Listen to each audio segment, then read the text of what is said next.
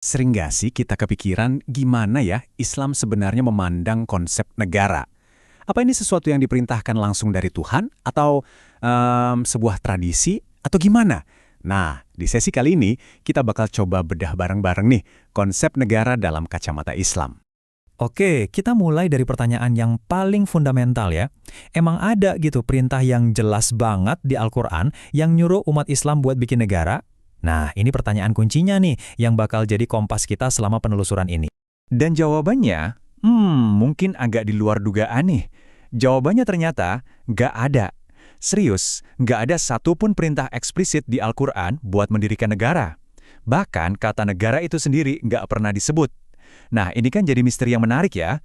Kalau bukan perintah langsung, terus idenya datang dari mana dong? Buat mecahin misteri tadi, kita butuh kacamata khusus. Namanya fiqh siyasah, atau gampangnya ilmu politik Islam. Anggap aja ini semacam framework atau cara berpikir tentang gimana cara ngelola negara biar tujuannya tercapai, yaitu kesejahteraan bareng-bareng. Nah, kacamata inilah yang akan kita pakai buat melihat semuanya lebih jernih. Oke, jadi kalau Al-Quran nggak ngasih blueprintnya secara langsung, kita harus cari kemana dong? Jawabannya ternyata ada di sejarah. Kita bakal lihat langsung ke contoh prakteknya, sebuah momen yang jadi fondasi buat semua pemikiran politik Islam di masa depan. Dan disinilah ceritanya jadi menarik banget. Coba deh perhatiin, waktu Nabi Muhammad SAW dan para pengikutnya hijrah ke Madinah, komunitas yang mereka bangun itu, ternyata tanpa disadari udah memenuhi semua syarat negara modern loh. Ada wilayahnya, ada kota Madinah. Ada rakyatnya, ada, dan bahkan beragam banget. Ada pemerintahannya, jelas di bawah kepemimpinan Nabi. Dan yang paling krusial, ada semacam konstitusi atau aturan main bersama. Nah, aturan main bersama inilah kuncinya. Dokumen ini kita kenal sebagai Piagam Madinah. Dan ini bukan dokumen sembarangan loh. Banyak banget ahli yang menganggap ini sebagai sebuah gebrakan besar dalam sejarah tata negara dunia. Betapa pentingnya piagam ini bisa kita lihat dari kutipan seorang cendekiawan, Muhammad Hamidullah. Beliau sampai bilang kalau ini adalah konstitusi tertulis pertama dalam sejarah umat manusia. Coba bayangin, ini tuh bukan cuma perjanjian damai biasa, tapi benar-benar fondasi buat sebuah negara baru yang berdaulat. Terus, isinya apa sih piagam yang revolusioner ini? Intinya ada 4 pilar utama. 1.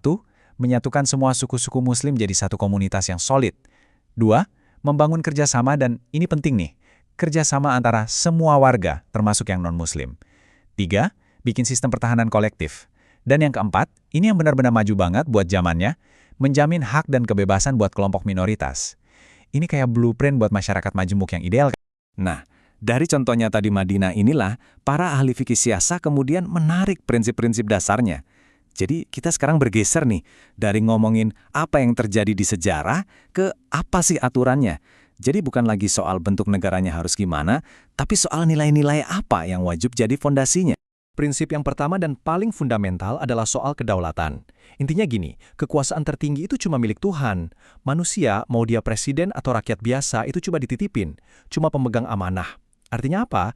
Ya artinya kekuasaan itu bukan hak milik, tapi sebuah tanggung jawab yang gedenya bukan main. Lanjut, prinsip kedua, keadilan. Ini nggak bisa ditawar-tawar. Poin kuncinya adalah keadilan ini harus berlaku buat semua orang, tanpa pandang bulu. Nggak ada yang namanya kebal hukum. Mau pejabat tinggi, mau rakyat biasa, semua sama di depan pengadilan. Titik. Kekuasaan juga nggak boleh dipegang satu orang aja secara mutlak. Makanya ada prinsip musyawarah. Artinya, pemimpin itu wajib hukumnya buat ngajak diskusi dan cari kata sepakat buat keputusan-keputusan penting. Ini jelas kebalikannya banget sama sistem otoriter atau tirani kan? Dan prinsip ini nyambung banget sama yang tadi kita bahas di Piagam Madinah. Persamaan. Ini menegaskan lagi kalau semua warga negara itu punya hak dan perlindungan yang setara. Jadi warga non-muslim itu bukan warga kelas 2, tapi benar-benar dianggap sebagai mitra yang sejajar dalam membangun negara. Coba bayangin ini kayak sebuah kontrak sosial, ada hak dan ada kewajiban. Di satu sisi, negara itu wajib ngelindungin hak-hak dasar warganya, keamanan, harta benda, pendidikan, bahkan kebebasan berekspresi. Tapi, di sisi lain, warga juga punya kewajiban, yaitu patuh sama hukum dan ikut serta membangun negara. Jadi ada timbal baliknya. Terus gimana caranya biar pemerintah nggak sewenang-wenang? Nah, di sini ada konsep yang keren banget, namanya amar ma'ruf nahi mungkar. Gampangnya, ini adalah mekanisme check and balance.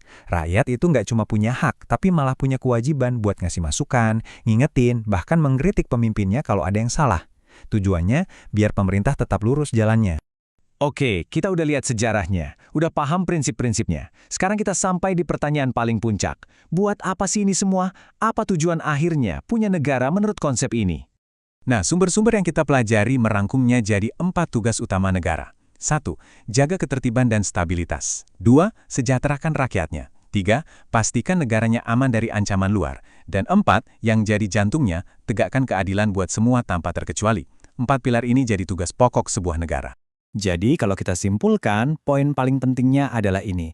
Negara itu bukan tujuan itu sendiri. Negara itu cuma alat, cuma sarana. Tujuan akhirnya, tujuan sejatinya adalah buat menciptakan masyarakat yang adil. Masyarakat di mana semua orang bisa hidup dengan tenang, sejahtera, dan bahagia. Dan semua ini membawa kita ke satu pertanyaan terakhir, buat kita renungkan bareng-bareng. Setelah kita lihat model sejarah dan prinsip-prinsip ideal tadi, kira-kira gimana ya kita bisa pakai pemahaman ini buat melihat perdebatan yang seringkali rumit banget di zaman sekarang soal hubungan antara agama dan negara? Nah, pertanyaan ini saya tinggal untuk Anda pikirkan. Terima kasih sudah menyimak.